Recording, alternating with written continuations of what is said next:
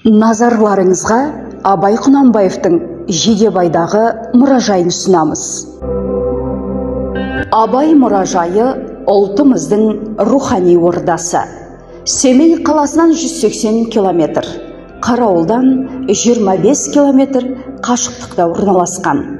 1945 жылы ұлы ақынның туғанына 100 жыл толу қарсаңында арнаулы мемлекеттік комиссия шешімімен Жидебайдағы Абай қыстауы Абайдың Жидебайдағы мұражай үйіне айналды. Мұражайдың 5 бөлмесі мен 3 залына орналастырған заттар ұлы ақынның жақын туыстарынан, достары мен замандастарынан алынған. Үйдің құрылымы, сыртқы пішіні Абай замандағы көрініс келбетін сақтаған. Ұзын дәліздің сол жағындағы бірінші есіктен ас үйге кіреді. Ол терезесі шығысқа қараған кең бөлме.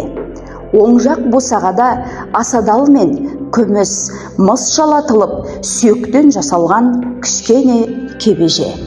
Абайдың күміс қалта сағаты, қол жазбаларының көшірмесі, құс қанатынан жасалған қалам сабы мен сия сауыты ақын өмір сүрген ортаны көзге елестетеді.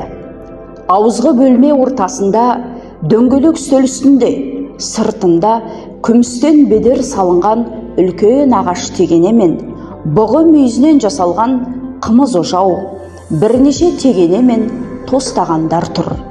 Бұл Абай үйінің мүліктері. Оң жақтағы сүйек төсек әйгерімдікі. Абайдың нәресте кезіндегі заттары да сақталған. Оң босағада Абайдың 3 ауызды және шиті мылтықтары ілулі тұр.